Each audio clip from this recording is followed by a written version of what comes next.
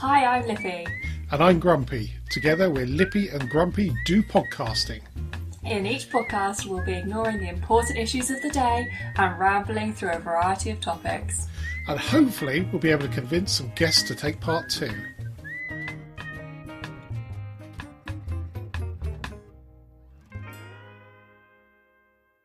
Episode 4, Lippy. Who would have thought? Crazy, isn't it?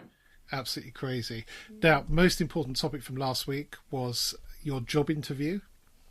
Which I did not get. That is a shame. Sorry to hear that. That is a shame. But I've got another one! Fantastic. It's not until Thursday, which will have been yesterday. It So would you're have going been to have to wait a yesterday, whole week again to find out if I've nailed it or not. So that would be November the 5th. Is it anything to do with the gunpowder plot? It's not, no. But it's also my friend's birthday, so it's a lucky day. Well, let's hope so. So fingers crossed for that one. Fingers crossed for that. And I was thinking, if I do get a job, we're going to have to change the end of our podcast. So I think we should do a jingle. Do you know, I have been looking at jingles. They're not expensive to buy. Let's do a jingle. But you and I do one, or pay somebody to do it? You and I do one. Do we have to get the band back together? Let's get the band back together. That sounds good. Well, we do have a musician amongst our friends. Oh, we do? I don't know what I was like, do we? Yes, we Yes, do. we do. So we do. So maybe he could... Imagine it might be a bit hip-hoppy, housey, acidy, garage stuff that I don't really understand. You don't need to understand it, do you, really? Because I not want to turn it off halfway through the editing. Good point. Always a possibility. Anyway, from last week, couple of things. We had the Halloween trail in Cranley, which was looked smashing. I drove through the village sort of late afternoon, and some people made a massive effort to decorate the houses. So well done, those people that did that. I think I saw a few photos on social media, and people looked like they had a good time. Kids have certainly enjoyed themselves, so that was a really good alternative to trick-or-treating. How did your bowl of sweets go down? So there's 4 children that kind of live in our little close, and 2 of the houses were like properly decorated, flashing lights, skulls, skeletons, ghosts, all going on.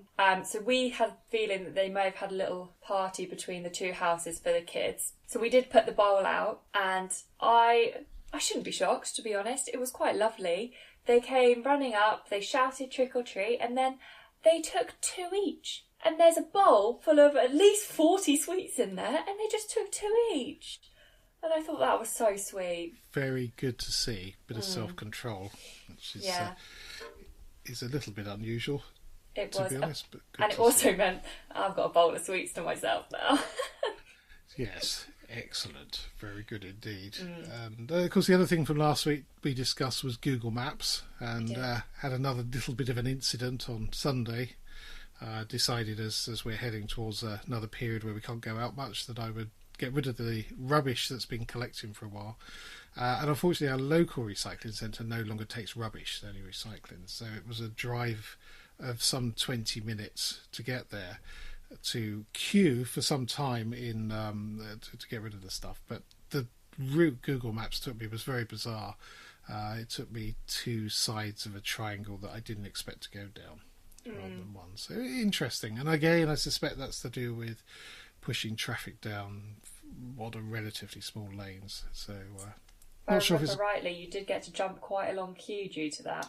I did. Fortunately, I came up from the opposite direction to everybody else, and I attempted to push in. The driver of the Jaguar, who was next to turn right in front of me, was having none of it though, so he got in. But so that job's done, which was very good indeed.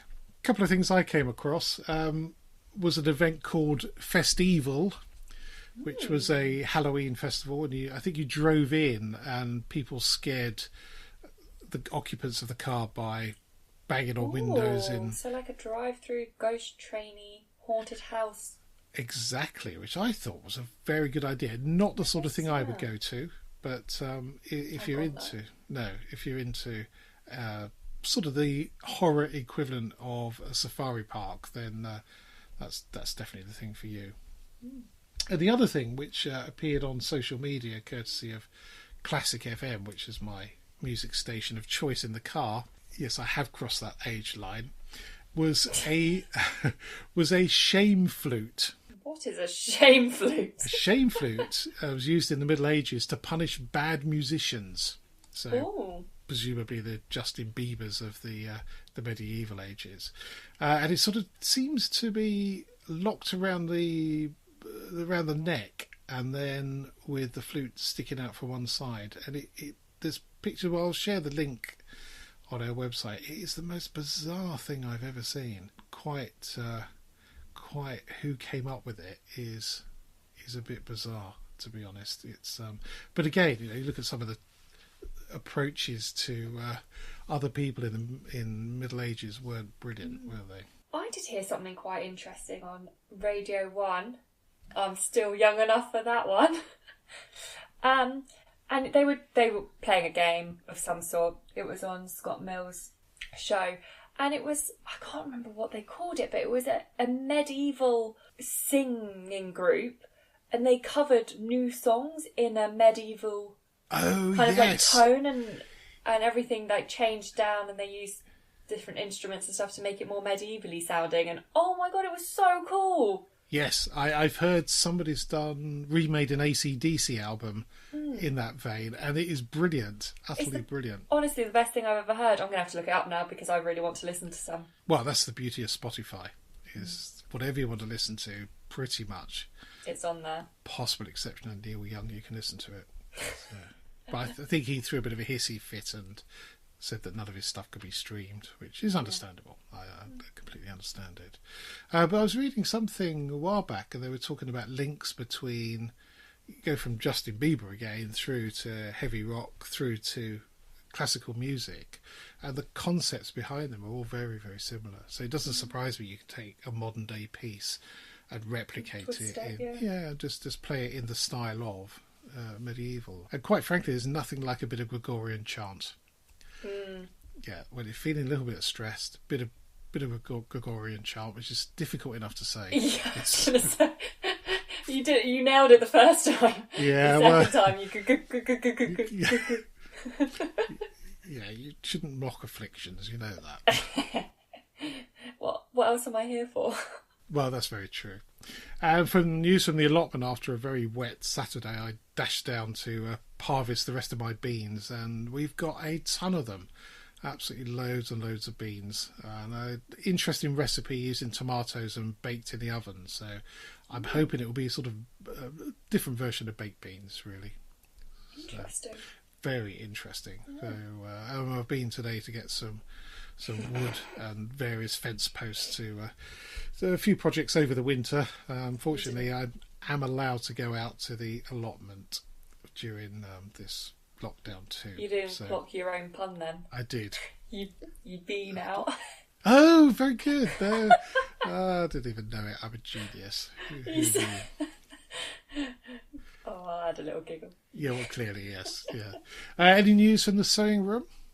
We have taken a bit of a pause. The reason why is I have been trying to organise myself. So I bought some drawers and things because everything was just in the living room, and it was just in like the bags it came in, piled up in the living room, and I think it was starting to irritate some people.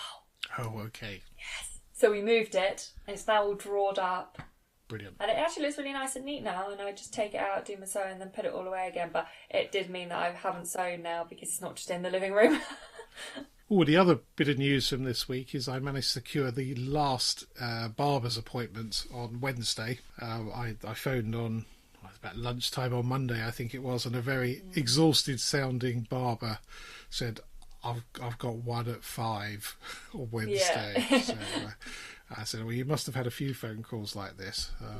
And I've seen in the press there's been hairdressers and barbers with phenomenal number of appointments to manoeuvre over the next, well, I'm talking on Friday. This will be the beginning of this week.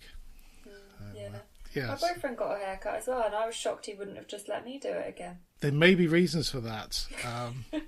And I had offers from wife of Grumpy to redo my hair, but it's only just grown back from the last time. the last one, which I think was August when we were camping. She gave you a bald spot as well, I remember. Yes, and I don't actually have a bald spot. No. Full head of hair, thank you very much.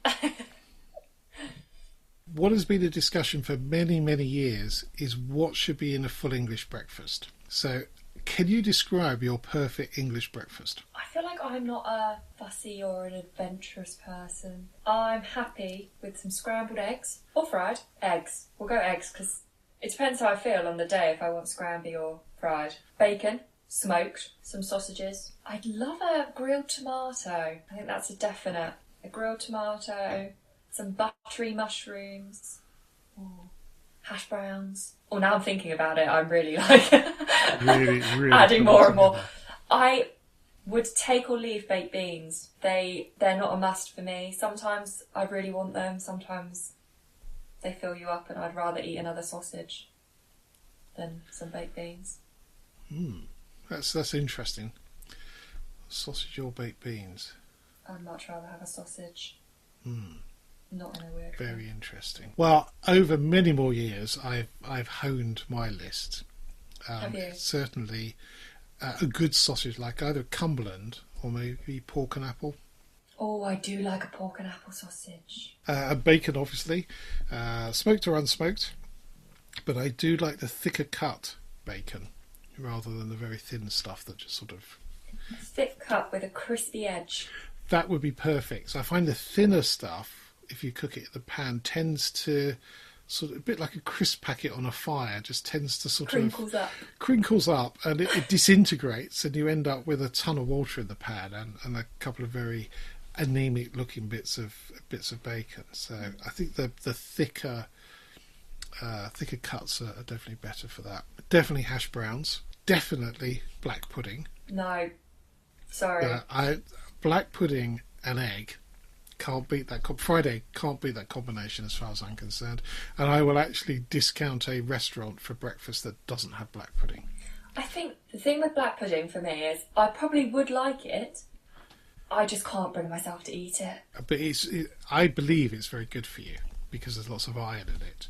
Whether that's true or not, I don't know. So please don't take any medical advice or nutritional advice from this segment. There is none whatsoever. I'm a person that's low in iron. Well, maybe you should be eating it. But I'm not going to take your medical advice and I'm going to pretend that it doesn't have lots of iron in it. Best, and it's slightly going off topic a bit, but the best food item I have ever had was cooked by a son of a friend of ours. And it was a Scotch egg, and he'd poached the egg using the water and whizzing it round. None of these silicone pouches or anything like that. So it was done, and it was just cooked. It then went inside the sausage meat, which also had black pudding in it, and then deep fried. And the egg was still runny. That was the best Scotch pudding. Scotch Mix egg. the words up then. Scotch egg I have ever had. Not only the best Scotch egg, the best thing I've ever eaten. Do you know what? I might text him and see if he wants to make some. Well, we keep trying, and he says, "Oh yeah, hasn't happened yet." He's never at home. Well, he's so maybe we need to dig up some embarrassing photographs and just threaten to release blackmail. those. Yes, absolutely. I like that idea. Blackmail him for some pudding. Yes. Yeah. Yeah. So that is the only time I've had black pudding, but it's hard to distinguish the flavours, isn't it? Yes, but it that is was hard. cracking. If it's black pudding, then fried egg, because the egg and the black pudding mix, I think, extremely well. You've got slightly peculiar taste in scrambled egg, though. I just have an issue with egg. I love egg, absolutely love eggs. Don't like omelettes, which is weird, but I feel like it tastes like burnt egg. But at the same time, I can't eat a runny white. A runny white? A runny white. I don't mind a runny yolk, but if the white is still like gelatiny, gloopy, oh no. I have very vivid no. I don't even know how to put this into words. I just cannot deal with the fact No. that it's a runny white. There is something a bit gloopy about the whites. I mean, personally, I like my scrambled eggs, so it is barely cooked. And what I tend to do is throw them in the pan and turn the pan off, and so it's as one rather than broken up into little bits. But I think it is slightly different when it's scrambled egg because it is all mixed together. But when we have a lovely breakfast all as a family, we dish all of your eggs up and I go back into the kitchen and carry on cooking mine for another 5 minutes. Absolutely. It does also mean I get extra egg though, by the way. I don't know if you've ever noticed that. No, I haven't, but I should keep an eye on this in the future. Because obviously Mother is trying to be fair and she's like, oh, is that enough left in the pan for you? I'm like, plenty. Yeah, well, we'll keep an eye on that. And I get the extra egg. Yes.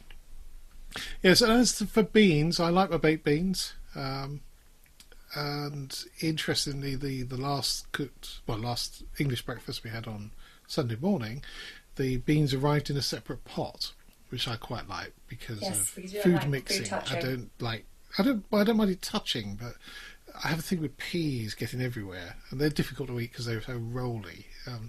We've got a section about why wife of Grumpy loves peas so much. So the little pots are good. I like that.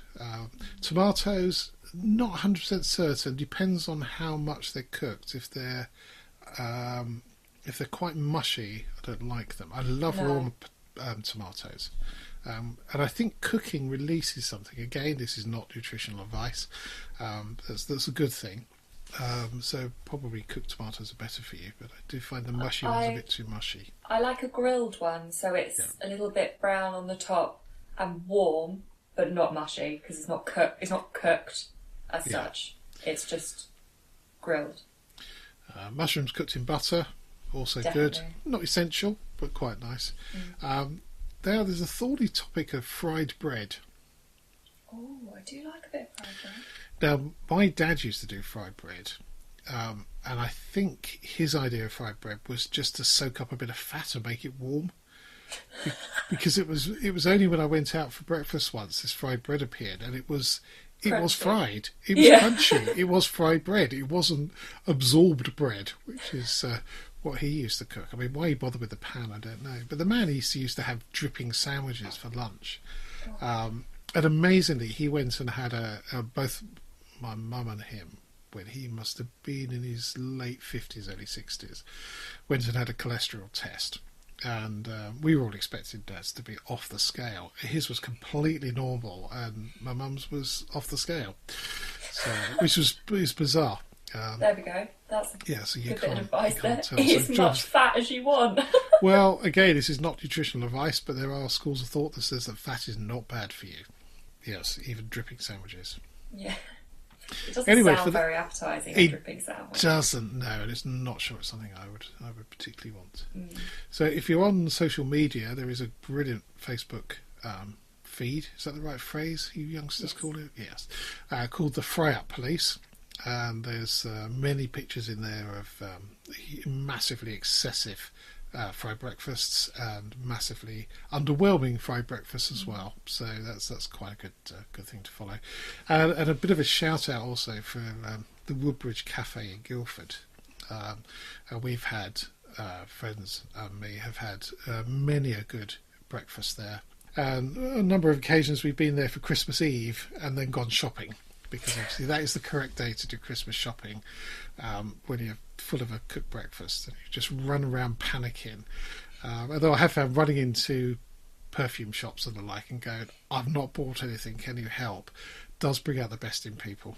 I can imagine it does. It costs, but it does. Anyway, the Woodbridge Cafe have a bit of a challenge on, and they have their big breakfast. And if you can eat it within half an hour, you go on the wall of fame. And if you don't, you get a doggy bag and you go on the wall of shame. Needless to say, the wall of shame is considerably bigger than the wall of fame. I imagine so. But it starts with a 10-egg omelette. What? Yes, quite. I mean, this thing is enormous. Half an hour? In half an hour. I mean, the thing is massive. And we will post some links on our website to the Woodbridge Cafe. And I think they've got a Facebook feed as well. So, and there's pictures of people that have completed it, and there's not a great many have, to be fair. It's quite an achievement, to be honest. I think if you had a bit more time, I know at least one person I reckon who could do it. I'll be probably thinking of the same person, actually. Yeah. Always clears his plate. Yeah. Eats an obscene amount. Probably listening to this podcast right now, thinking, "Oh, that's me." Well, I didn't listen to the last one he claimed to have listened to, so well, he didn't comment about the editing cock-up. Anyway. Oh yeah, true. Yeah. Maybe we should take him down there, because if you eat it, it's free as well. You get your money back. All right, let's organise we can get some pictures of it then. Yes, absolutely. All you have to do is starve for a week beforehand, and then. I don't think you would even need to do that, to be fair. I saw an interview with the man that does Man vs. Food. Oh yeah. Which I think is quite a grotesque programme, and it's not what I'd want to see. We had to watch that at school. Did you? What, in lieu of lessons? Yeah. I think it was in our lifestyle lesson. I can't remember what it was called. About nutrition. Basically, we watched the other one that Supersized Me. I'm like, don't do this. That's what they're trying to say. Yeah. It looked like a task I wanted to complete. He ate McDonald's every day. Oh, no, I don't think so. Anyway, back to Man vs. Food. He would, when he knew he was filming, he would spend a week or so before just drinking copious amounts of water just to stretch his stomach so he could get it all in. Which is just, this is for television. It's grotesque, really. What's the point? Yeah. He can't feel good after he does them. No, but I suppose if you're making money, good point. Maybe. Who knows? Yeah. And pay for the medical bills that come afterwards. Well, there'll be a few years down the line, won't they, when the royalties have dried up. So, yes. But going back to the baked beans, interestingly, a friend of ours bought a B&B up in Scotland, and he was very keen on the fact that his breakfast should not have baked beans. His view was it's not a cafe, but slightly odd, I would have said. Yeah. And of course, there are two ways of cooking baked beans. There is microwave, which warms them up, and there's cooking them on the stove. And yes, that's the much better way, because it does something to the bean. It begins to rough up a little bit. You almost burn them on the pan. Yes, I was going to say that.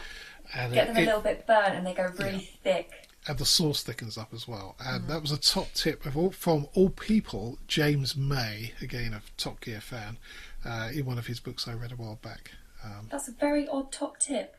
It is a top tip. I think what he'd done, he'd recycled a whole load of newspaper columns into a book, which is quite a clever thing to do. And then that was in one of them about baked beans. That doesn't really sound like writing a book, if you ask me. No, but it would make an interesting column. And I think that's where it comes from. I've read one of his recently, which again was a mashup of columns, and actually it was quite good. And it's brilliant at bedtime because you can read, it's a page and a half to 2 pages, which is about the maximum I can read before falling asleep.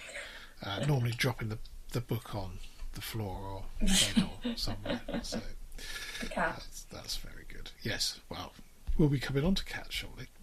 But before then, we've got a little ditty on Post-it notes. I love a Post-it.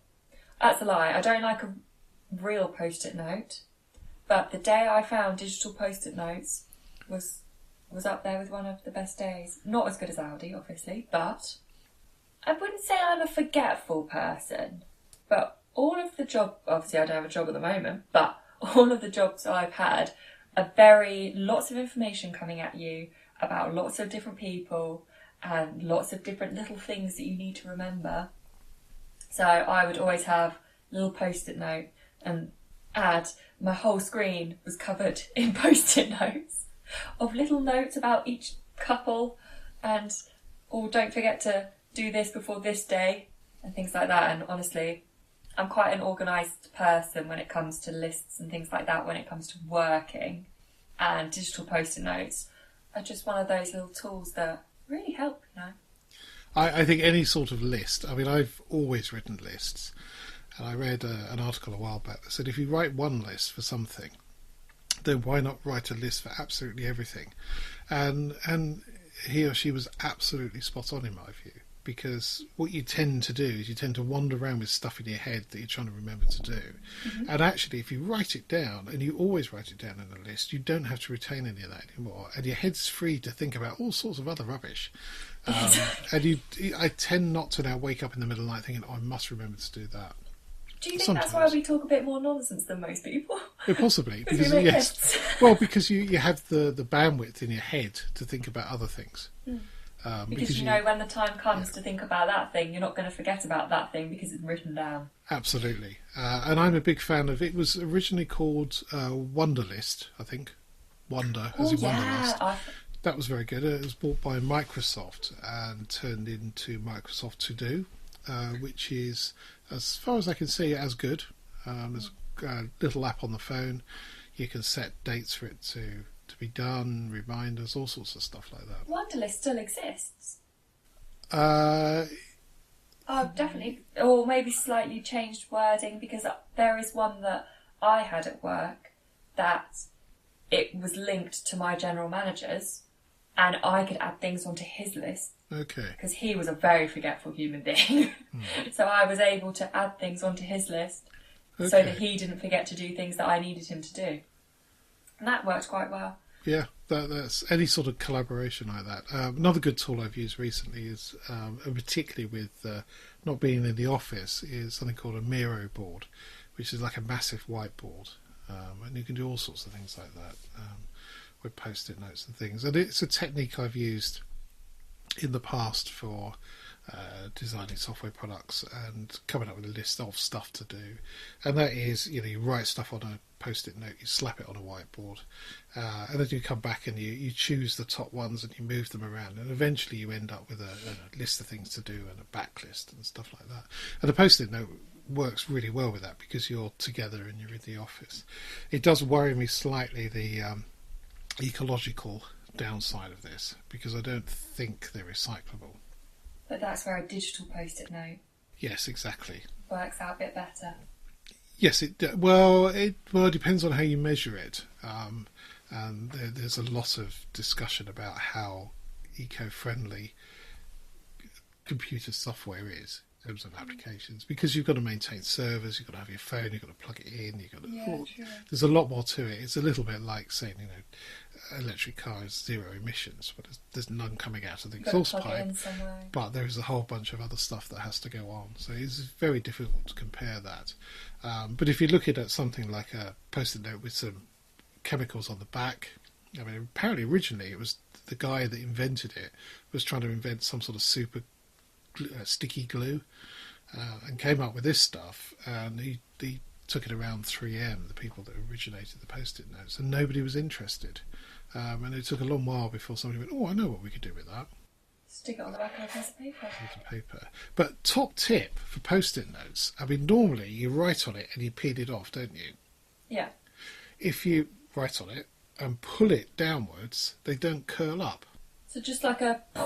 Yeah, like a very difficult to describe in a audible manner. I think a was quite a good one. Yeah, that was quite good. Yeah, so pull it down so it scrapes it down rather than pulls it off. You see what I mean? And they don't curl up and fall off, which is interesting. I don't know why that is, but a colleague of mine discovered this. It's definitely the connoisseur's method of removing post-it notes. Yeah, interesting. One of those things in history, post-it notes. I wonder how many have been produced over the years. Must be billions and billions, billions of them. Yes, indeed. Yes. Anyway, great tool, both the paper version and yeah, definitely. And that I tend to use some cut-up paper for my notepad rather than post-it notes. But grab it out of the recycling. Yeah, that sort of leftovers. thing. So recycle if you can. Again, we're not suggesting that you should always use a post-it note, but obviously digital ones are good, and there's plenty of apps available. It'll make life a lot easier for you. Yeah, organise yourself, Well, it does make a difference. It does make a difference. But sometimes it doesn't if you're not of that mindset. No, I mean, I've got some very good friends whose, interestingly, when you look at his computer, the filing system on it is folder, folder, folder, folder, folder, folder, folder, one file, and then another folder, one file. Is that the person I'm thinking you're talking about? Yes, almost certainly. And he'll remove parts from a car and just throw them all in a box. And then go, what's all these bits? And I mean, we all end up with bits. Where does that go? Yeah. Well, the problem is you take it apart thinking, I'll put this together next weekend, and then 3 years elapse, and you're looking in the box going, I know that goes somewhere. And inevitably you end up with bits that never go back on again because you can't remember how they go. I think that's true of however you rebuild something. But the throw it in the box is very entertaining. It means you strip the thing down very quickly, but God, does it take a long while to put it back together again. Or find the bits. Yeah, I bet. Yes. Anyway, cats. God, I do miss our cat. I'm not allowed one. Quite welcome to have her. Oh, I'm not allowed. My housemate is allergic, apparently. But yeah, we have a rule that if I ever get a cat, I'm intolerant to avocado, which may cause a few issues for some people listening. It is a thing, and it does happen, and it is very not comfortable when I eat avocados. But if we ever get a cat, I have to eat an avocado every day. So when you say you're intolerant to avocados, I'm fairly intolerant to people pushing in queues. but which is slightly different, I think. I think it's the same as you can be. It's like being a celiac or being gluten-free. Yeah. There's different levels of how you feel after you've eaten it, and it's not a case of I am allergic and that I react bad. Like I'm still not sick, can walk, that side of things, but it is very uncomfortable in my stomach after I've eaten an avocado. Interesting. I mean, avocados are supposed to be the perfect food because they have everything in them. A bit of fat, bit of carb, bit of this, bit of that. So it is a shame. But again, that's one of those foods that it's a bit like pears. You can have a pear that is rock hard in the fruit bowl. You go away for 10 minutes, come back and it's turned into mouldy. Mush. Yeah, it's. Oh, I tried to put pears through the juicer the other day. It didn't end well. No, they were hard. very soft. They'd gone very soft. Turned them back for half an hour and they'd gone to mush. And unfortunately, what happened is the skins fell off rather than being chopped, and they just lined the inside of the juicer, almost like wallpaper, pear wallpaper it was. Anyway, I digress. We were talking about cats, not juicers. So the Grumpy household has had cats for a very long time, and we have a 16-year-old cat that was born in the house. So the furthest it's been is the vet's. In my bedroom. In your bedroom, indeed. So its longest journey is to the vet's half a mile away. Obviously, we don't know where it goes during the day, but she's become a bit like a slightly demanding OAP to the point of massive irritation. So her hearing's gone a bit, which I think she's faking that. No, definitely not, because she jumps when you come up behind her, whereas before she would run away. Run away, basically. But she now we're down to one cat. She'll come in through the cat flap and make an announcement as she comes in. She wants to know everybody to know she has arrived in the house, and will be demanding something. So she'll stand at the door and just meow till you get up, and then she'll go in one of several places, either to the food bowl or to the cat flap if she expects you to go outside with her. Even in the rain, I found out the other day. Even in the rain, which is something I do not entertain. Or she'll go stand by the bottom of the stairs, which means it's time for bed. But it's 7:30. It's not really bedtime, to be honest, at all. And now there's the morning rough up. And this varies throughout the year. When it's light in the morning and I get up, then she'll normally get up and stand at the stairs and meow until she's had a rough up of some description. And pulled all of the carpet out of the stairs. Yes, basically. Yes, so a rough up involves a brusque rubbing while she manoeuvres herself around on the carpet with her claws. So, yes, it's a very odd thing to do. And now she's demanding more than one of those a day. She's getting too used to lots of people being around, though, I feel.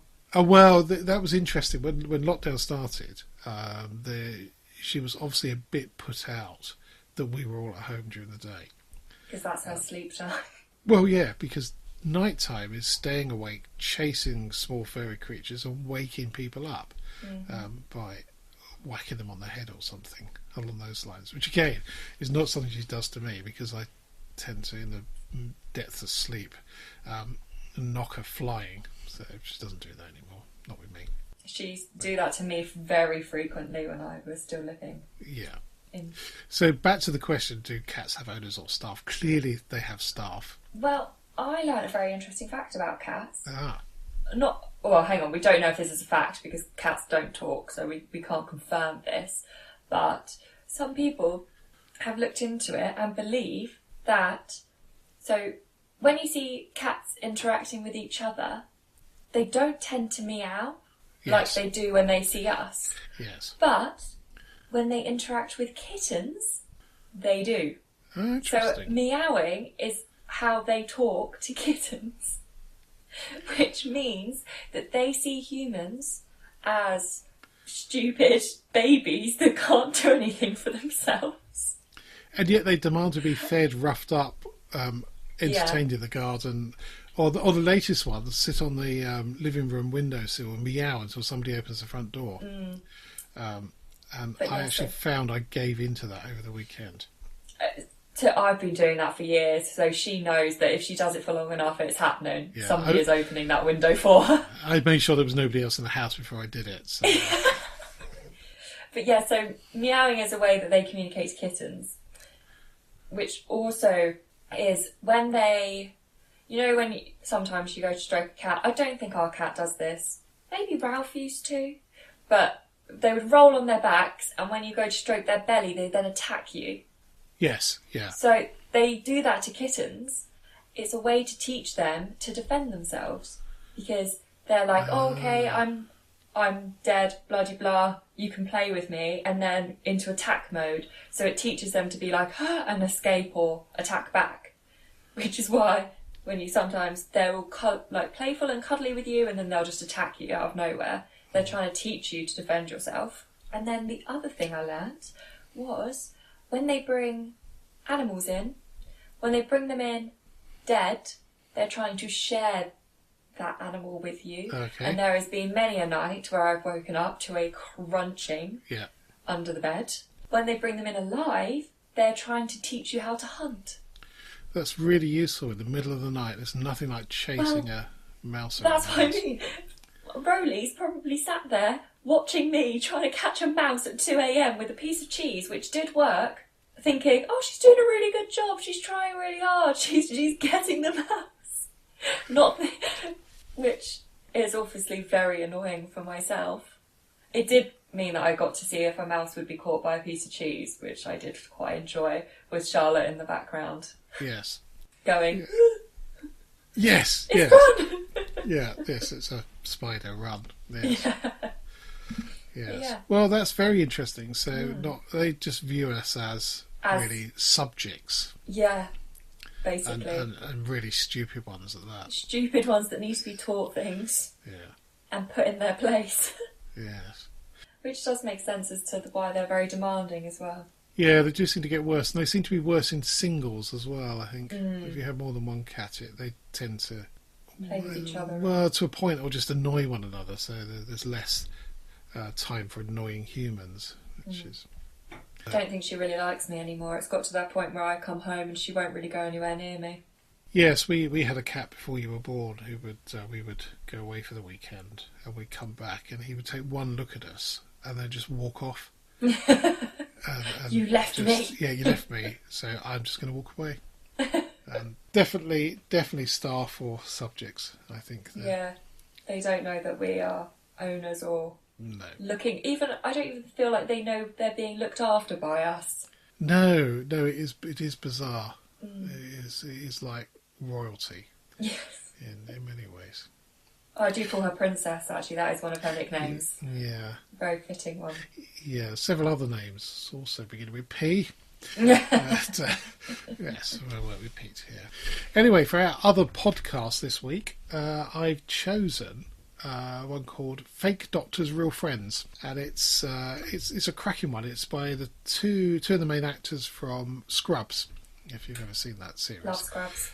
So Zach and Donald. And it really goes through every episode from the pilot through. And they're talking about what's going on in their lives and how the writing team are putting stuff together. And it's really interesting. If you love the series, then you'll love the podcast. What's really interesting is both of them were fairly unknown when they were cast in the pilot. And Donald, who claims he was living the style as if he'd made it, but had no money whatsoever, to the point where he had to borrow money from his mum to put petrol in the car to go to the audition. He said, I had to get that job because I was just in so much financial debt, basically, because I was pretending I made it, which is quite interesting. And there's a lot until you make it. Well, that's only lasts so long, to be honest. And there's a lot around the writer as well, and how he was able to make a scene that just seems so odd, so funny.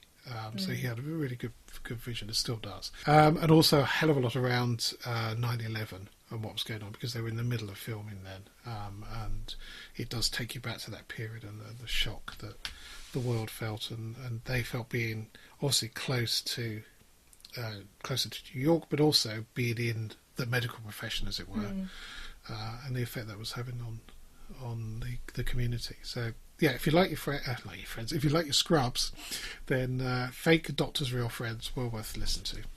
So what have we got next week? So next week, as it will be the day, it'll be Friday the 13th. Spooky. Have a little, maybe try and find some fun fact. Not fun, because it's Friday the 13th, but maybe Origins. Have a little look at that. Origins will be interesting. I mean, why is 13 unlucky and why is Friday unlucky? Because Friday is the best day of the week, as far as I'm concerned. Well, after 4:30. We'll also then be talking about the disappointment of cooking, which I don't 100% agree with, but we'll discuss that next week. Jolly good. And also Christmas songs, as we are getting in the spirit. Well, you may be. I don't know why, but I feel like just want it to be nice this Christmas. Well, we have 2 puddings and a cake. That's all you need. It is all you need, which I must go and pour some brandy into. Oh. Yes, 2 Just for the remember. cake, 1 for me. Just about to say that. I was thinking though, 2. It should be 2 for the cake, 2 for you. Oh, at least, yes. At least. Yes, at least. Excellent. Well, we look forward to that. Yes, indeedy. So that's it for this podcast. Thank you so much for listening. I would like to thank our sponsors, however we don't have any. So here's Lippy pitching for a job. I'm currently unemployed, thanks COVID, and looking for an office management role. So if you need an extremely organised and hard-working office manager, then pop me a line. If you're enjoying our rambling podcast and can spare a few pennies to help with our hosting costs, please head over to patreon.com/Lippy and Grumpy and also leave a good review or a bad one. If you have a topic you'd like covered, please leave us a message via our website, lippyandgrumpy.uk. So it's goodbye from me. And goodbye from him. Goodbye.